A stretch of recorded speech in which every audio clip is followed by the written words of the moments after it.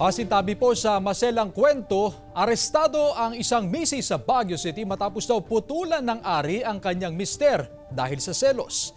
Nakaalerto si CJ Turida. Nagpapagaling sa ospital ang 58 anyos na mister sa Baguio City matapos putulan ng ari ng kanyang misis nitong linggo, July 7. Base sa investigasyon ng pulisya, nag-iinuman ang mag-asawa ng biglang akusahan ng misis na may babae ang kanyang mister.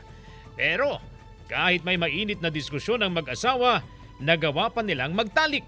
Hanggang sa bigla na lang daw nakaramdam ng hapdi ang mister. Pinutol na pala ng misis ang ari ng mister gamit ang kutsilyo. Agad nagpasaklolo ang mister at dinala sa ospital.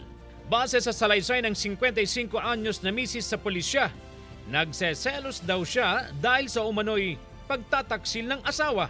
Dala na rin daw ng kalasingan kaya pinutol niya ang ari ng mister. Kasalukuyang nakapiit sa Baguio City Jail ang misis na nahaharap sa reklamong mutilation sa ilalim ng Article 262 ng Revised Penal Code. And allegedly, ang rason po ay dahil sa selos, no, itong kanyang asawa ay nambababae. And yun nga, nabanggit din po niya na matagal din po siyang sinasaktan ng kanyang asawa.